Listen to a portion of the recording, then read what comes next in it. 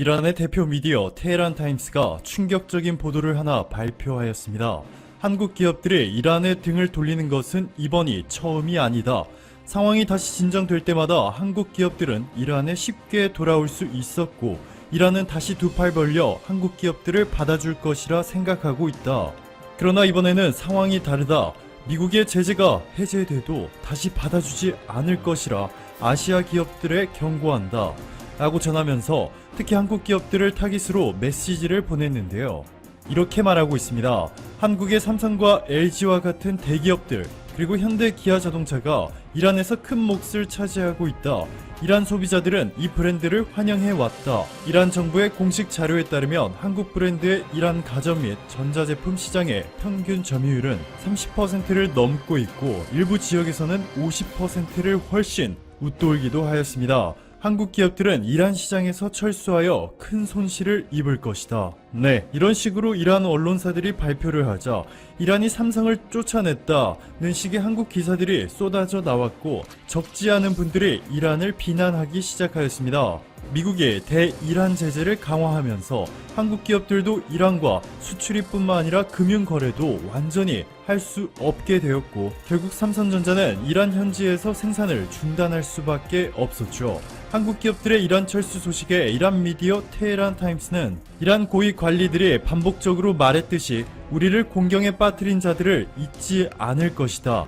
이란 정부는 이란 기업들이 시장에서 성장할 수 있도록 지원해야 하고, 고품질 제품을 시장에 내놓을 수 있도록 필요한 모든 조치를 취해야 한다 라며 한국 기업들의 빈자리를 이란 자국 기업들을 키워 메꾸자는 주장을 펼치고 있습니다. 하지만 우리가 무조건 이란을 비난할 수는 없는 상황입니다. 이란에서 한국 드라마 대장금 시청률은 90%, 대장금의 주연 배우 이영애가 한양대학교를 나왔다는 이유만으로 한양대 교수는 이란에서 최고의 특별 대우를 받은 것으로 알려졌고, 이란 사람들은 월드컵에서 한국과 일본이 붙으면 무조건 한국을 응원하는 것은 당연한 일이고, 스마트폰도 한국의 삼성이 절대적인 사랑을 받고 있습니다. 화웨이, 애플, 샤오미를 모두 합쳐도 비교조차 할 수 없을 정도로 높은 점유율을 갖고 있죠. 이렇게 한국과 한국 제품의 절대적인 신뢰와 사랑을 보냈던 이란이기에 이번 한국 기업들의 철수 결정에 상당히 서운해할 수 있습니다. 그렇다고 한국 입장에서는 이란과 외교 관계를 유지하기 위해 미국의 대이란 제재를 완전히 무시하고 이란과 계속해서 정상적인 무역 활동을 하는 것은 또 불가능하죠. GDP 500조 원의 이란을 위해 이경 4,700조 원의 GDP를 보유한 미국이라는 시장을 포기할 수는 없으니까 말이죠. 사실 이란이 한국에 본격적으로 삐지기 시작한 시점은 삼성전자가 이란 내 갤럭시 스토어에서 유료 앱 서비스를 중단시켰을 때부터입니다.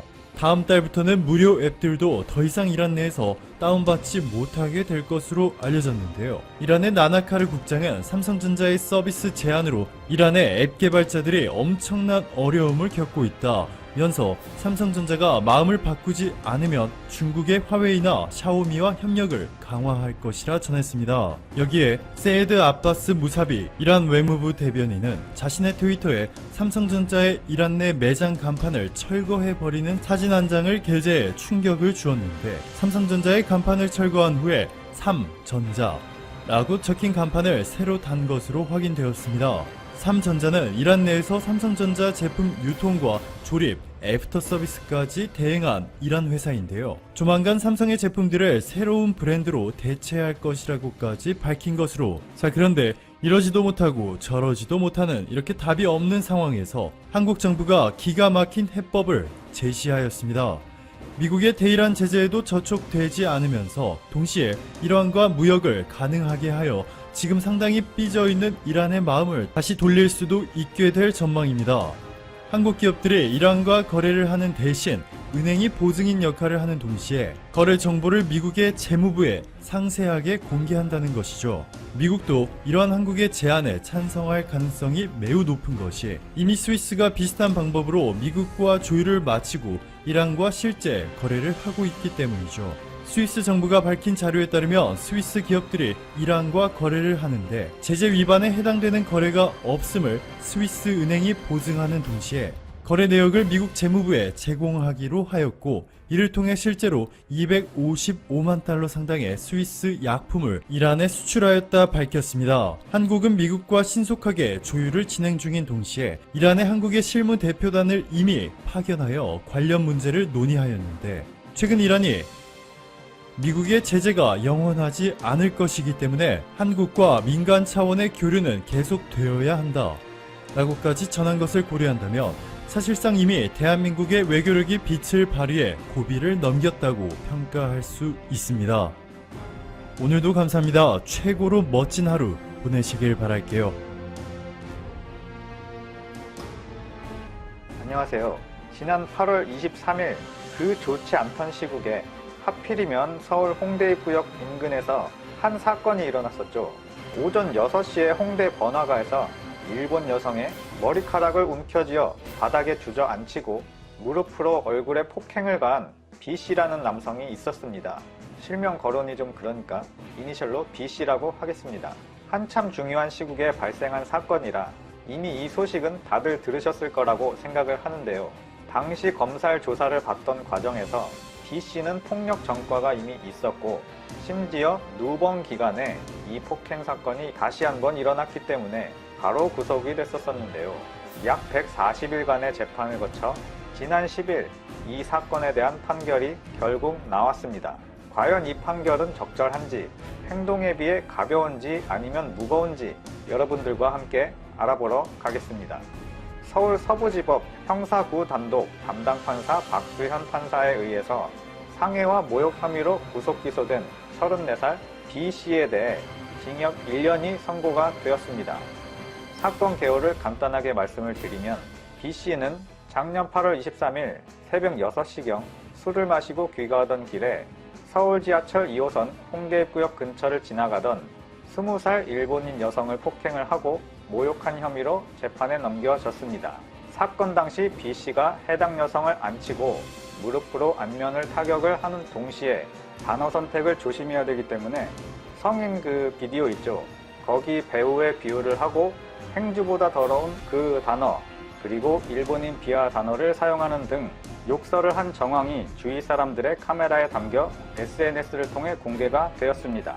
해당 여성은 사건 이후 뇌진탕 등으로 전치 2주 진단을 받았다라는 것인데요. 검찰은 지난 12월 열린 결심 공판에서 B씨에 대해 징역 3년을 선고해달라는 의견을 재판부에 냈습니다. 당시 검찰 관계자는 국적을 떠나 누번 기간 중 범행을 저질렀고 모욕의 정도가 중하며 약자인 외국인 여성에 대한 폭력은 그 죄질이 매우 불량하다라고 밝혔는데요. 재판 과정에서 B씨 측은 모욕 혐의는 인정하지만 폭행 혐의에 대해서는 일부 인정이라고 해서 직접적으로 타격을 한 것은 아니다 라고 일관되게 부인해 왔다고 합니다. 참고로 누범이라는 게 형법 제35조를 보면 금고 이상의 형을 받아 그 집행을 종료하거나 면제를 받은 후 3년 이내에 다시 금고 이상에 해당하는 죄를 범한 자는 누범으로 가중처벌한다 라는 규정인데요. 이게 집행유예랑 일부 비슷하면서도 좀 다른 개념이라고 합니다. 누범이라는 게 3년으로 정해져 있다는 점이 다르겠네요. 하지만 재판부의 판결문에는 다음과 같은 의견이 있었는데요. 피해자의 진술이 일관되는 점으로 신빙성을 의심하기 어렵다. 그리고 B씨는 과거 동일 종류의 범행을 이미 여러 차례 저질렀고 누번 기간 중 범행을 했다. 피해 회복을 위한 진지한 노력을 하지 않고 피해자가 처벌을 원하고 있는 점을 볼 때 실형 선고는 불가피하다. 그리고 이 부분이 좀 웃긴데 아까 일부 인정이라고 직접적으로 타격을 한 적은 없다 라면서 일관되게 부인해왔다고 했는데요. 이 주장에 대해서는 관련 영상을 여러 번 판독한 결과 피해자가 넘어지면서 땅바닥에 머리를 부딪힌 사실, 경찰 조사를 받던 중에도 뇌진탕으로 응급실에 이송된 점, 그 후 약을 처방받아 꾸준히 복용한 사실 등은 피해를 받았다는 사실이 인정된다 라고 했고요. 그리고 당시 피고인이 왼쪽 무릎을 굽힌 것, 그리고 그 무릎으로 넘어져 있는 피해자의 얼굴을 밀쳐내는 모습이 확인되었다 라면서 B씨의 주장은 받아들여지지가 않았습니다. 다만 34살이라는 피고인의 젊은 나이와 당시 사회적 환경과 분위기 등을 정상 참작을 하는 바 1년형을 선고한다 라고 밝혔습니다. 참고로 아까 말씀드렸듯이 검찰 측의 구형은 3년이었습니다. 커뮤니티 반응들은 전체적으로 징역 1년이라는 형량을 놓고 가볍다, 무겁다 라는 대립 의견이 계속 나오고 있는 중인데요. 그 중에서 좀 특이하다 싶은 반응들 몇 개만 뽑아봤습니다. 1. 처음에 헌팅하려다가 생긴 일이라고 하는데 드라마나 애니메이션 같은 데서는 저쪽 여성들이 개방적이고 잘 받아주는 이미지가 있는 것 같지만 절대로 그렇지가 않다. 오히려 한 번 싫으면 정말로 싫어한다. 내가 전에 한번 나고야 쪽에서 사귀어봐서 아는데 앞으로 2번 다시 못할 것 같다. 2. 아재요. 할 일을 했으니 학교 잘 다녀와서 내년에 보자. 라는 의견도 있었고요. 세 번째로는 앞으로 빵에서 나오면 뭐 해먹고 사냐. 건설 일용직도 요새는 빨간 줄 있으면 안 받아준다고 하는데 택배 상하차 일은 가능하더라. 라는 조언도 있었습니다. 그리고 네 번째가 만약 피해자가 한국인이었거나 중국인이었다면 어땠을까? 분명 저 정도 형량은 아니었을 것이다. 라는 의견. 그리고 마지막으로 아니 한국에 와서 맞았으면 엄격한 지도 편달에 감사드립니다. 라고 해야 하는 것 아니냐? 라는 재미있는 의견도 있었습니다. 오늘 소식 여기까지고요. 끝까지 시청해주셔서 감사합니다. 오늘도 좋은 하루 보내세요.